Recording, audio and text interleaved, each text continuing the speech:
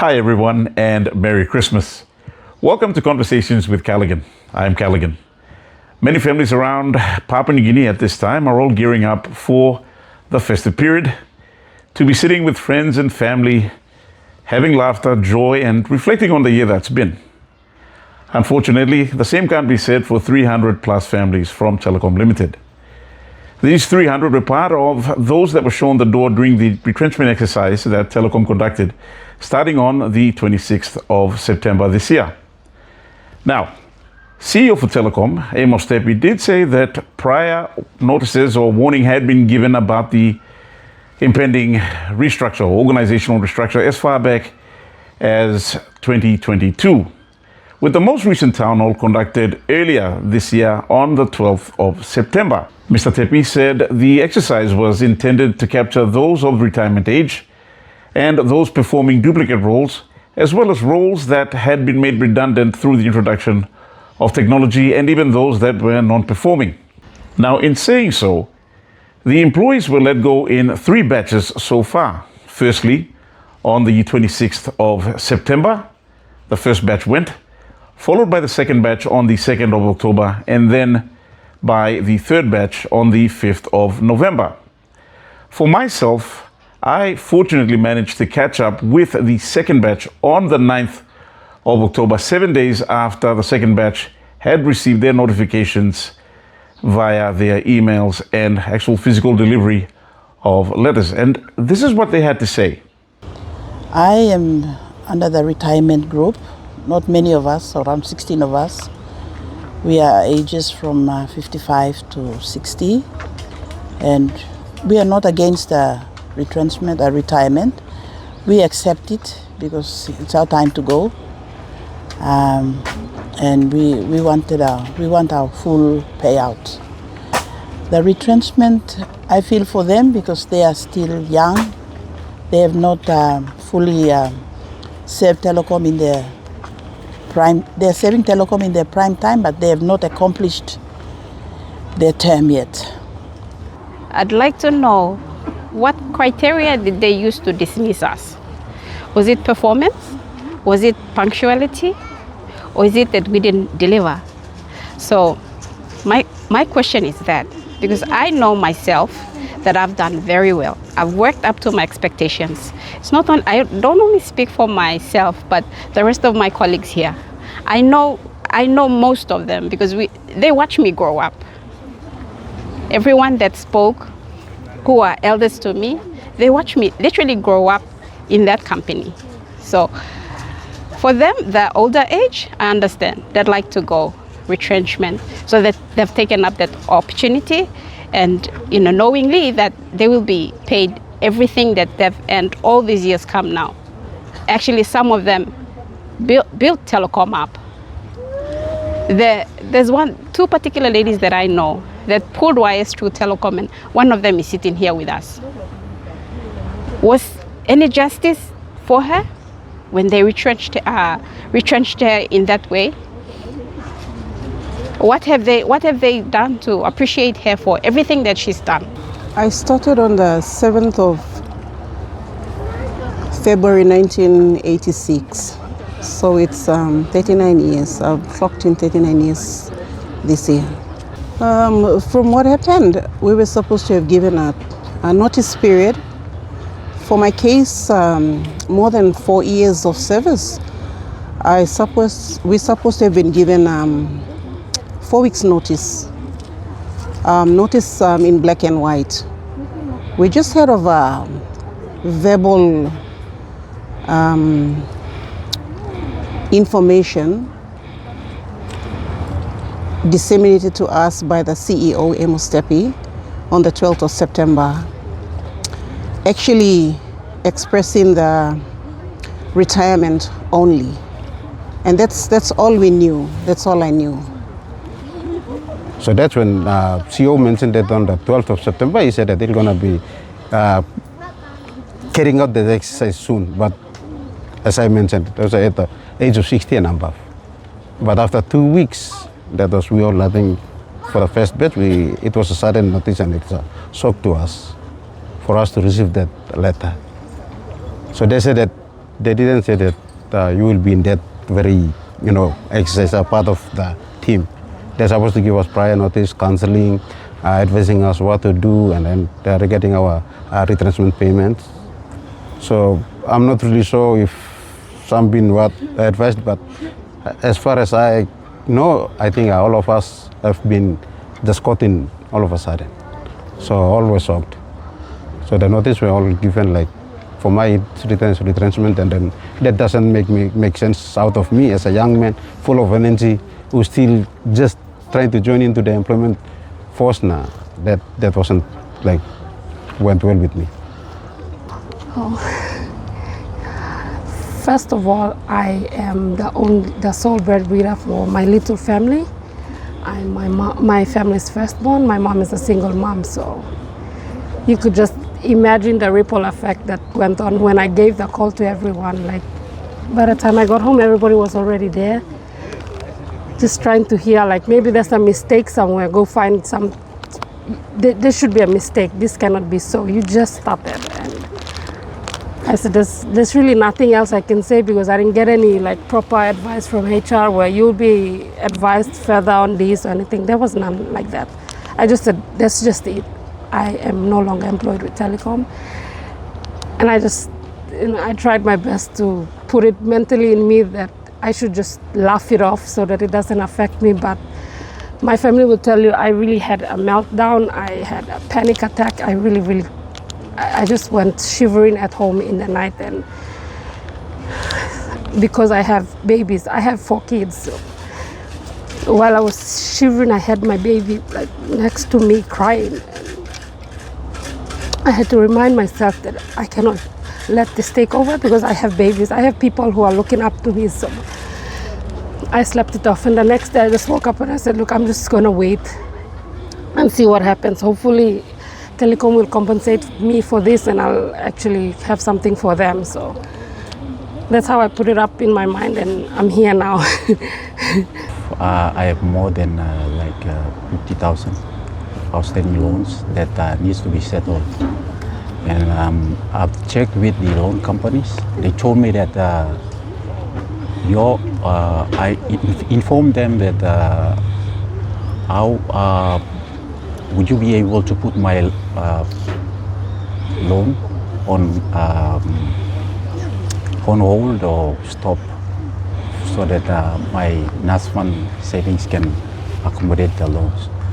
And they informed me that we don't have the policy in place to put loans on hold. Your loan will continue to be deducted, incurred, until and when you are employed or your loan will be settled by your NASFund savings. Or if what you are fighting for has already been we already got our committee in place, and we'll be following up with payment through Telecom. If they sort us out, then we can repay the loans. But then the arrears will pile up. That'll be a big issue with me and my family now. Now, as you can see, these are people who've given years of service to an entity. Should I say decades of service? At the moment, at that time, they were facing the unlikelihood of what might happen next to them, the mortgages that they were paying, even facing eviction at that stage, wondering what the future held for them as such. Well, since that time, not much has transpired. And I did manage to catch up with their representative. And this is how that discussion went. Joining me just on the eve of Christmas, I have with me Team Leader Finance, Mary Waiko, joins me for this discussion on their plight and what's transpired so far. Mary, thank you for your time and welcome to Conversations with Cullighan. Thank you, Cullighan. Pleased to be with you on this program. Now, I wanted to ask, for those who may have heard but may not know in detail exactly what the plight of yourself and other employees of Telikom Limited that have given decades of service, uninterrupted service, may I add, for that matter. In a nutshell, if you could just revise in your own words, what's transpired since that time till now? Yeah, since the 26th of September this year, about 300 plus staff were retrenched and retired from Telecom. And we were told that we were given letters that we are retired or we are retrenched, but actually it was a disguise. Those letters were given to us, but we realized later that we were terminated, and we were given termination pay. That was, they paid only our fallow leave and our rec leave, and one fortnight of the leave in due of notice. Initially, from your experience as someone who's actually handled payouts to retrenched staff, what is the normal exercise and what's the normal payments and sums that are given to the employee that is exiting Telecom in your case, when they are officially retrenched? The normal exercise would be we would be given 3 months notice in advance, telling us that we will be leaving on this date and we should prepare, and they will give us the money in lieu of notice and settling out allowances. That's around 3,000 kina so we can settle out for those who are renting properties or anything like that. They could prepare to look for other places cheaper or make their way home before they retrench or retire us. And the actual money they should be, entitlements they should pay us is they should pay us our repatriation money. That's around 10,000 outside of Port Moresby and 6,000 locally, plus our air tickets for the family and the employees. And they should pay us our ex gratia payments. That's the number of years we've served Telecom, from the date we were employed to the date we were given the notice to exit Telecom. And we should be given settling out allowances and fallow leave and rec leave. All should be paid in one package to us. And the HR should take us one-on-one, interview us, and calculate our payment and tell us that we will be paid this or whatever we owe Telecom. Telecom can extract or subtract from the final payout and pay us the balance to our accounts. But that was not done when we came out of Telecom. They just told us the same day they gave us the letter, they told us to exit. They brought in security guards and took us out without we signing the clearance or deed of release. We didn't sign that too. We were just told to get out of Telecom. And while outside, we realized that our pay was sent into the account. And we thought it was our full pay, but they paid us only our. And then we knew that that was our termination pay. They actually terminated us from employment. No matter how long we served Telecom, didn't matter to them. For yourself, how long have you yourself actually served Telecom? I served 34 years with Telecom. And some people may have heard from Telecom that some of you were of the retirement age that would have gone. But what was their notice to yourself and with everyone that was actually, as you mentioned, from 300 staff that were retrenched? Were you all of the retirement age? No. Only a few of us, I think it's less than 100, were in the retirement age. The government by law, the retirement age is 70.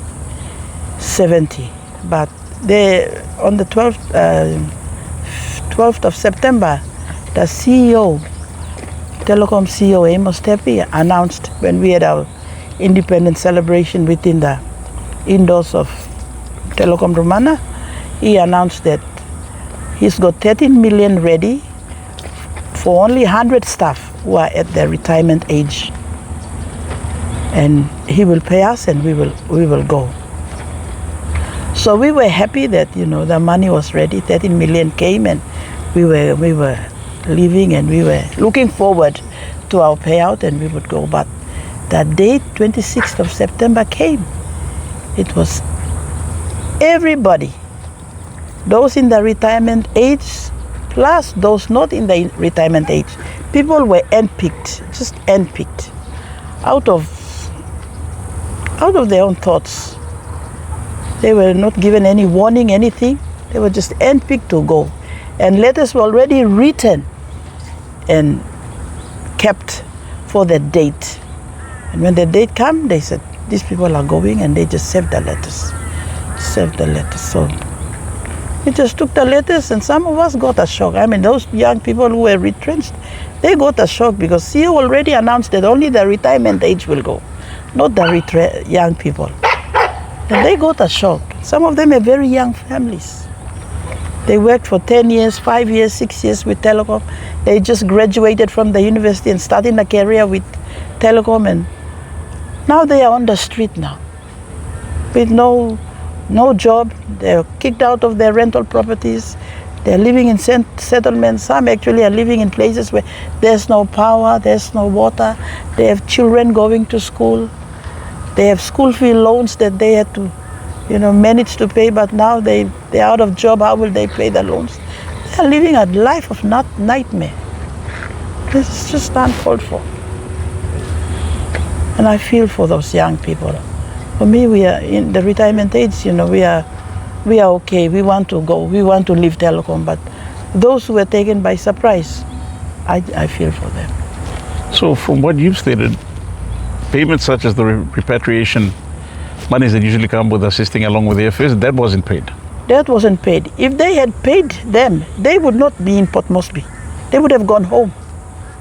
They did not get the repatriation payment, so they are now looking for places to live in the squatters, in the settlement. And they're still in Moresby. They can't go home. And then some of them who are living in rental Telecom institutional houses, Telecom gave them eviction notice on top of the retrenchment letter. They gave them eviction notice to evict the property and get out without paying them the repatriation. So these poor employees, they don't know where to go. Some of them are from Bougainville and Manus and these places, and they have to fly out. They don't have relatives here that they will go and bank up with. It's a city, life is hard, time is tough. We have economic crisis and prices of goods are rising, and these people, so they gave them eviction notices and telling them to evict the property and get out. And I did speak with some that also said that they were also now unsure of how they were going to be paying off mortgages, especially for first home buyers. As such, that also comes into play as well. But most importantly, for the young staff that have actually been retrenched in this case, has HR, that HR department of Telecom, have they actually come through with how they came up with the formula or the reasoning behind the retrenchment as to which particular positions were considered to be made either to be retrenched or to be made redundant? There is no reform going on in Telecom. There's no restructure done. There is nothing from HR. HR is only listening to what the CEO is telling them to do. CEO gives an instruction, tell them to do this, retrench people, how many people from each section, take them out. I want this number of staff. They're only following the instruction coming from the CEO's office. The HR does not have any power over the CEO anymore. It does not have any say anymore. It's only the CEO micromanaging and doing everything with his authority up there. So all the HR policies, everything is being breached. According to HR policy, all of us must be paid properly and redundant properly according to structure. Right now, there is no structure there. People are just doing their job, the job they are doing, and they're trying to do restructures. They're bringing in expatriate managers. Indians and Filipinos are now managing each section where our locals Papua New Guineans were holding positions in managerial positions. They terminated them, retrenched them out, replaced them with Indians and Filipinos. It's happening in there. Currently, at the moment, who is the head of HR? Who's the head of finance? And overall, I believe Mr. Tepi is still, Amos Tepi is still the CEO. Yes. Currently overseeing this Yes. exercise. Yes. Currently, the head of HR is the acting GM, General Manager, Poyeb Kilapak. He's the head of HR and corporate services. The head of finance is a Filipino lady. Her name is Esperanza Mendoza. That's her name. She's the head of finance, acting head of finance. And then we have the CEO there. Now, they've been the one actually overseeing all of this. Since the time of everyone actually finding out about their names coming up on the letters, them actually getting, some getting locked out of their computers, getting locked out of their CUGs, even to the point where they had to be physically escorted out by security guards in this case. From the time that's transpired till now, what's been the interaction between the retrenched staff, your group, along with them, and has there been any advice as well from the Labor Department? Yes, when we came out, we wrote a letter to the management to have audience with them to explain to us what formula they used to pay us and to meet with us and discuss these things with us. We gave them 48 hours, but 48 hours lapsed, they never turned up. So we went around to do all the administrative processes. We went to Labor, and Labor actually gave a letter last week, Friday, to Monday. Last week, last week, Monday to Telecom. They are given 14 days to respond to that letter. So we'll be waiting for the next 14 days. That'll be in I think 4th of April. 4th of January. 4th of January, the 14 days will lapse. 14 days will lapse since then. Yeah. Now, I would like to make a point as well. During such a time when it's obviously an industrial exercise that's taking place within a sector like telecommunication itself, many would want to question, isn't there a union that's in place? My understanding is that there used to be a communication workers union that handled the interests of many of the Telecom staff that were former members. I understand that it's no longer in existence, so there's something that's actually affected in this case, and they're no longer members. I mean, you're no longer a member of it. What's happened with the communication workers union? Yeah, the communication workers union used to be there before, but when Amos Tepi, the CEO, came in, he advised us, the union members. I am one of the union members. He advised all of the union members who are employees of Telecom to cease their fortnightly deduction. We actually deduct some percentage of our salary, 2% of our salary to the union account, so they can function. But when Amos Tepi came in, the CEO, he said everybody must cease their deductions. Anyone who contributes to the union account will be terminated. So we ceased our deductions, and that's why the union is not in operation anymore. It has ceased because of no money going to them to do their job. Would you remember what year this was when you were asked, or members were asked, not to contribute to the union? Around 2021, I think. 21, 22, around there. Yeah. Initially, so you've had a degradation of the union system that's supposed to stand in for when it's such industrial matters such as this, where large-scale retention exercises do take place. Obviously, the unions represent the members itself. Now, since that time, since 2021, leading up till now, You've seen everyone pull out for job security purposes. They came through.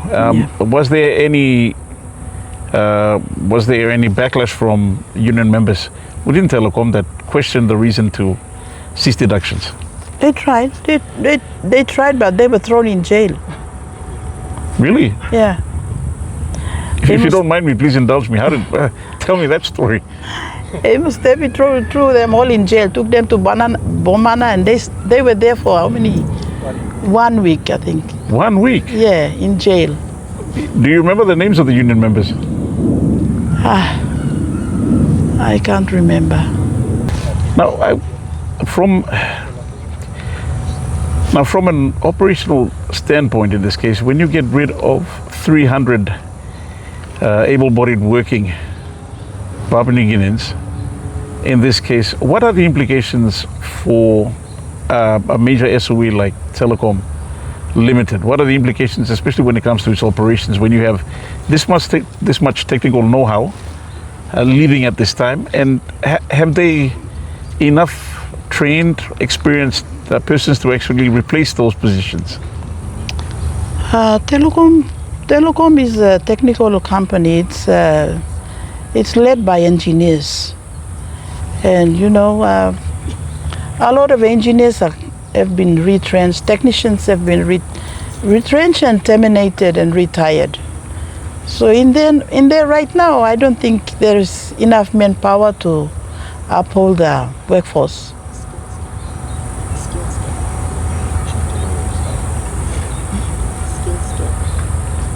There's a gap in the skills. Yeah, there's a skill gap, very big gap when you're talking about skills. What you have nowadays, that space where it needs to be filled up. But I don't know if what the strategy they have right now, Telecom has right now, to fill that gap up, skill gap up. A lot of them there are being pressured with they have to work, they have to be multi-skilled to do 5-6 men's job. So if one engineer is there, he must be doing 10 people's job in there. If he's doing more than one particular job, has his pay, has their package actually increased since they've gotten rid of a big chunk of workers right throughout the country? No. They're still on the same package. And actually there is no structure in there yet. There is no structure. There was no structure before we came out, and there is still no structure. So when they restructure, they will find out that there is a big gap, big space. They need people, skilled people. And maybe they'll come back and try to recruit the retrenched young ones that I'm just saying it, I don't know, but when they do the structure, they will find out that there are very big gaps. You talk about the skills gap in this case. That's now what they're going to be faced with. I have to ask the question, what was the whole beneficial point of this retrenchment exercise? Have you had that discussion amongst yourselves, those that have been retrenched, the group, the 300 group that you're with? There has to be some justification as to why the exercise commenced, considering what we're talking about now, the skills gap, not enough money to repatriate anyone, for that matter. What was there to benefit from this exercise? I think the management want to benefit from there. I think somebody's behind it. It's clandestine. Like things are going on behind the door, so we really don't know what's happening. But actually, the CEO said only 100 people, less than 100 people will go because there's a 13 million for them to go. But when every other person is being retrenched and then paid only a bit of the money, not all the entitlements, but when you calculate it, it's like they're trying to privatize the CEO is saying that they're trying to privatize Telecom. So when privatization comes, somebody else, Another entity is taking over Telecom or buying Telecom out. So that's why they have to minimize the staff level down to 400 or 300. Right now, before the retrenchment, we were around 1,000 plus employees. So they wanted to minimize the number down to 300 or 400 and then sell it off to a new buyer. But the new buyer will come in with all its own skills and all that. We don't know, but that's what's happening. And we knew that the money that was supposed to pay us, we should get all our full package and leave Telecom, full entitlements and leave. But then they had to calculate or do a formula where they put in all the young ones too and retrench us or like terminate us all on a less payout. So actually they used 3 million to do that. And out of the 13 million? Out of the 13 million. They used 3 million to do that exercise. So the 10 million, somebody's benefiting from that. And that somebody that benefits from it is, I don't know, they have to come out and...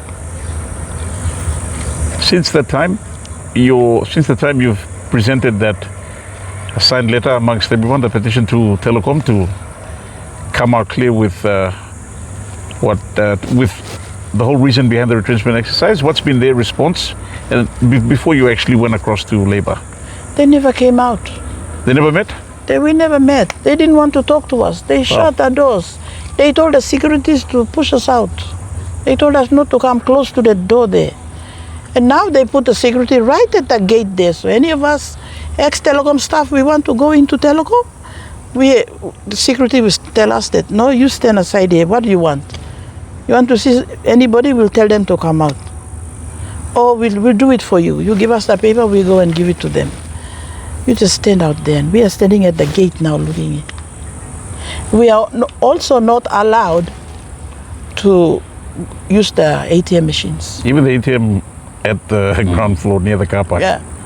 We are not allowed to use. Now, we are citizens. We know that Telecom is an SOE that belongs to the 10 million people of Papua New Guinea. This is our company. This is not a foreign company. It's a foreign SOE. And it's supposed to be a local company where it's supposed to be recruiting all the Papua New Guineans in there. But you got expatriates sitting in them. Something is totally wrong inside there. So I don't know. Now, you mentioned the instruction from the Department of Labour for Telecom to show cause. Has the department, as per advice, what transpires after the date of show cause to give notice as to why the retrenchment exercise was done and how it was calculated, or on what grounds staff were actually retrenched? Once the date lapses, what happens then? Well, Telecom has to answer. If Telecom does not answer and Labour pursues, then we will pursue it further with the courts. Well, it's sad to say that we'll be seeing 300 plus families have a bleak Christmas this year. Not so much a positive outlook towards the new year coming through, with so much at stake in this case. Right. Just wanted to ask you, on a personal note, how are you spending Christmas? Well, I want to go home during Christmas, but without my repatriation, I can't go anywhere. I'll just stay here. I said I won't celebrate. Every Christmas I used to celebrate with my family, but this Christmas I can't celebrate. I don't want to celebrate. It's a bleak year for me, because I know that my other mates will not be celebrating too. They will try, but not to the extent when they were employed and on fortnight. They used to enjoy that bit of Christmas with their families, not to that extent.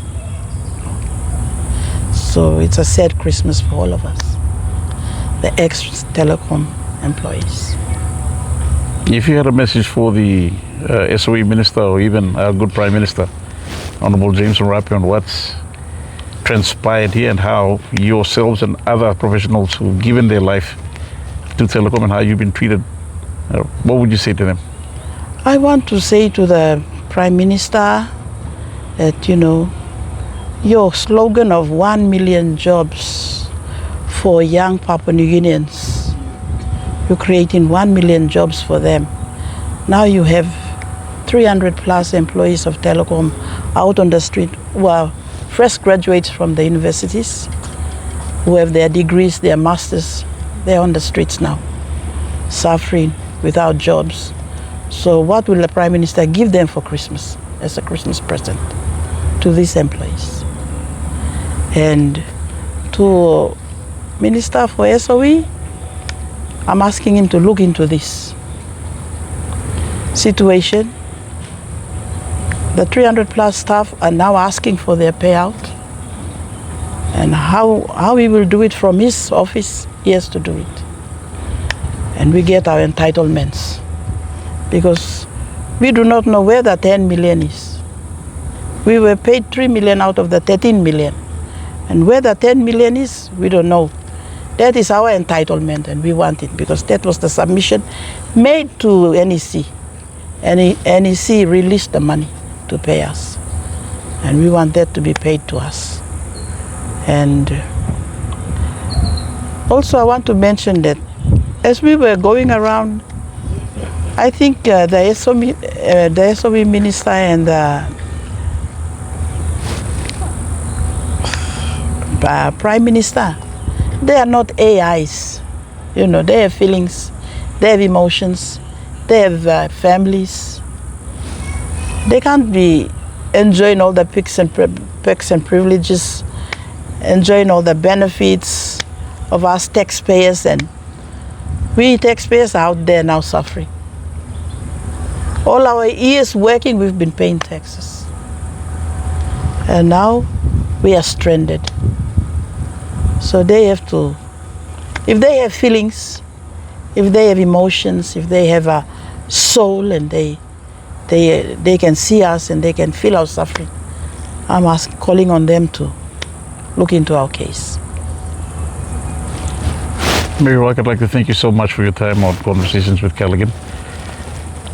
I wish you a pleasant, safe Christmas, a safe New Year, and I wish you all the best with this fight that you're undertaking, and we'll definitely be following this on this platform. But again, my thoughts and prayers with you and the others that are in this plight, and again, thank you for your time. Thank you, Mr. Cullighan. It's my pleasure to be interviewed by you. I'm very thankful and appreciate this moment. Thank you very much, Mary. And that ends Conversations with Cullighan on that note. Please do drop a comment, or please, if you haven't subscribed yet, do subscribe to our YouTube channel. As such, we'll be bringing you updates from time to time as to the plight of our 300 plus telecom workers. Not so much a warm Christmas to them, not so much a new year to look forward to in any case. 300 families now currently looking at bleak prospects in this case. But with that being said, until our next episode, Merry Christmas.